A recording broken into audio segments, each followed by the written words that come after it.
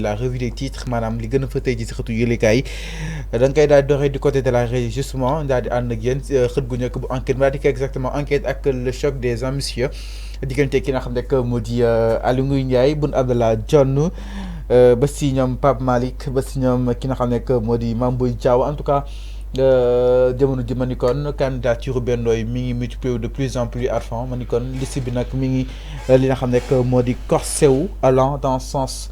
mu daal di ko tuddee exactement le choc des ambitieux entre tous ces candidats exactement. mais ñoom xam nañu lii dina am le choc des ambitions. maintenant Sëñ Fallou lii kese doy naa jàngat xam nga tey ñoom ñu ngi ne opposition bi jubóowuñu ils vont réduire à la plus simple expression l'opposition aujourd'hui ce qui se passe dans Benno Bokk Yaakaar doy naa jàngat. ok c'est clair. les candidatures de tout azimut. Il faut que nous posions la question pourquoi ces candidatures-là. Bu fekkee dama jàpp ne bu fekkee am na justice boo xamante mu ngi ci au sein du Benno Bokk Yaakaar du am ces nombreux candidatures-là du am ces excusez-moi du am ces nombreux candidatures-là. mais parce que ñu bëri dañoo jàpp ni lu tax ñu déclarer seen candidat parce que il y a une injustice là. Ambition ak injustice am na. Ambition ak injustice dafa am. Nit mën naa décider d'être candidat parce que dafa gis injustice au sein d'une coalition ou bien d'un parti.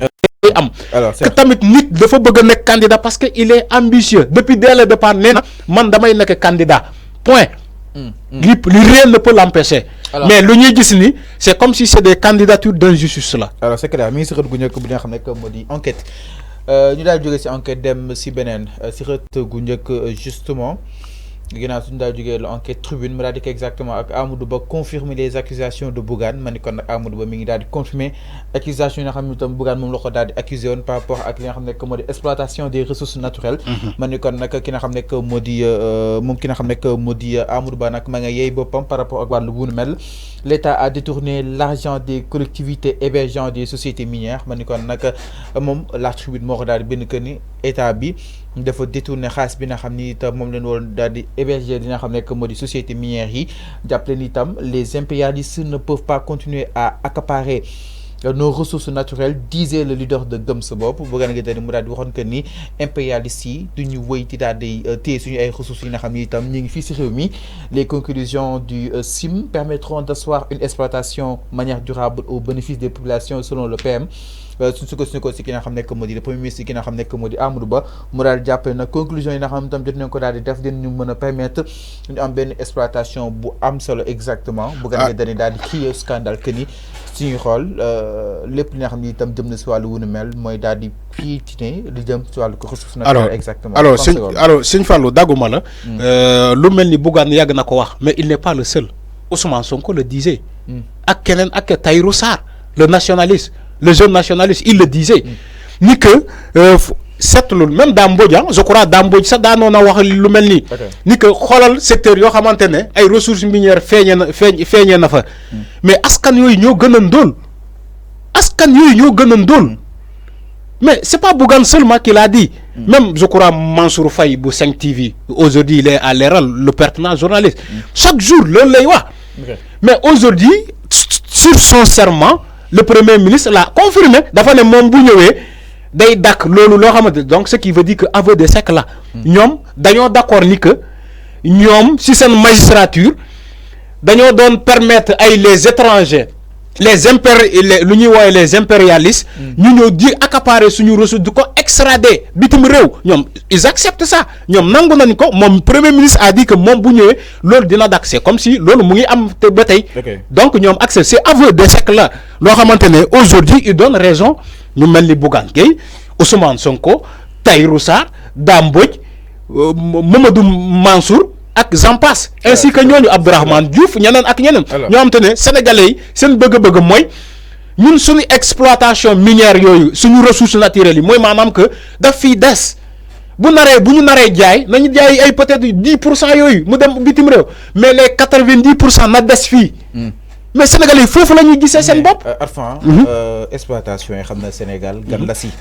non non attends ay pétrole ak yooyu. non attends du gan donc dañuy bàyyi ña koy exploiter peut-être benn pourcentage ñun fii ak 10 ans peut-être. commencé am autonomie non du gan. suñu exploitation yi non ñoom parce que c'est pas évident kenn def exploiter nga bëgg dama lay wax comment ça se passe. ndaw ñi maanaam dana war a tàggat ndaw ñi ñu koy exploiter seen bopp mais suñu gisee les impérialistes ba tey ñoo fii di exploiter suñu pétrole beeg suñu minier yeeg suñu li nga xam ne moo di zircon yeeg et tant d'autres là il faut mu am benn pourcentage sëñ bi waxtaan entre ñoom ak ñun. xam nga yow da nga ne dans 10 ans ñun ñu mën a exploiter suñu bopp entre guillemets c'est pas 10 ans il signe pas l'État ne signe pas des contrats de 10 ans entre guillemets dafa ne c'est-à-dire fii ak 10 ans regarde mën nañ ko exploiter seen bopp sans dépendre regarde l'exploitation de l'autoroute à péage mais c'est pas dans 10 ans c'est plus de 10 ans dans 30 ans 50 ans 40 ans yoo xamante ne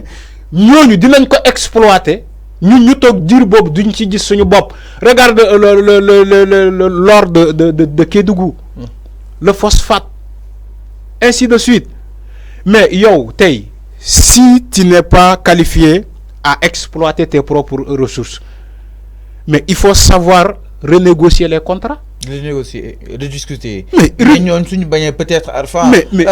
Donc. Mais suñu bañee ils n'ont qu'à s'en foutre. Ils n'ont qu'à s'aller. Mais l'exploitation de ces ressources là. Dans le code des marchés, c'est-à-dire que marché quand il lance appel à candidature pour benn multinationale mu ñëw exploiter ça dañoo dugg tey ci benn débat bu technique. Boo lancer appel à candidature mooy marché. Marché nga appel d'offre benn des multinationales étrangers ñu ñëw gagner le marché mais il faut savoir renégocier bu fekkee y a combien de comment adresser ñoo xamante ne tey mën nañu comment exploiter le pétrole au Sénégal c'est pas Total en France seulement qui est habilité à exploiter le pétrole et le gaz du Sénégal il n'est pas le seul. Il y a les Américains qui sont là, il y a les Anglais qui sont là, il y a les Russes, il y a tout le monde qui est là. Maintenant, si les Français, Total, n'est pas d'accord pour y avoir 50%, ou 60%, ou 70%, mais tu le fous dedans. Mais c'est comme ça les pays souverains, c'est comme ça qu'ils négocient, qu'ils renégocient les contrats. Mais ce n'est pas du clientélisme politique. Ce n'est pas Total parce qu'il est français. Maintenant, nous, Français, nous avons gagné sur le marché, comme adresse exploitation sur nos ressources. Mais le lien c'est côté. Mais c'est ce que eux ils font. L'ex-côté. Ñoom loolu la ñuy def. ñoom dañuy favoriser mais français la ñuy liggéeyal. ñoom dañuy favoriser les entreprises françaises. ñoom dañuy favoriser. C'est que c'est pas les textes. Attends, c'est pas les textes. Les textes n'imposent pas ça.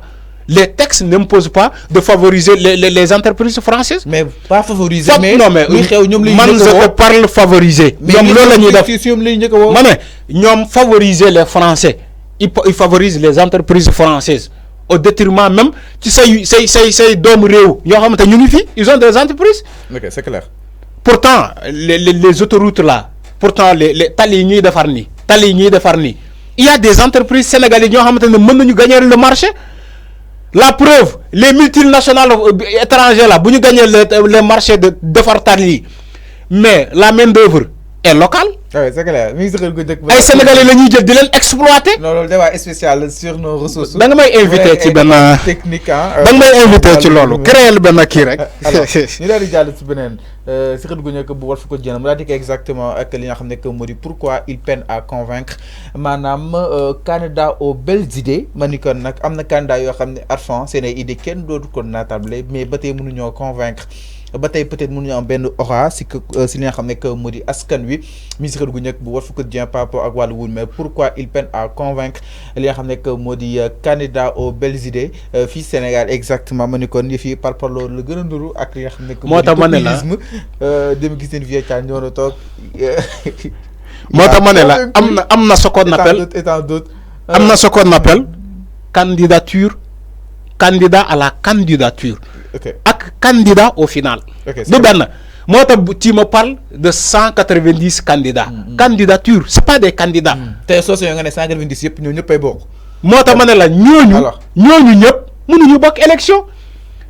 mais le fichier non dama ne bu ñëpp mënee bokk non déglu ma dama ne bu ñu mënee bokk nañu bokk parce que on est en démocratie man li ma wax dafa leer ba pare ne la malheureusement ñoom ñëpp mënuñu bokk tu sais pourquoi fichier électoral bi voilà alors fichier électoral bi attanu leen ñoom ñëpp mënuñu am le nombre de parrainage requis ñu jàll si ginnaaw Walf Quotidien dañuy daal jàll te benn bokk yaakaar moom nee na bëgg na 1 million parce que bëgg na 3 millions xanaa ñoom ñaar rek suñu jëlee gëwma ni voilà ñeneen ñi lan la ñuy am moo tax ma wax la ko te ñoom seen élus yi peut-être nañ leen pare franchement tamit nag peut-être parrainage bi lu am solo la si parti politique yi peut-être ñu nag seen doole c'est ça leen sóoraale tamit ñeen ñoo xam c'est ça qu'on appelle la dictature des parrainages peut-être ñoo bëgg ñu sax gagner mais dama bëgg am expérience wàllum élection que ni dem naa benn yoon sama liste jàll na et tant d'autres ñoom xam nañ sax duñu gagner mais peut-être ñu prospecter fii li nga xam ne que moo di 10 ans wala 15 ans exactement mais c'est ça le but de la des candidatures yi nga gis ni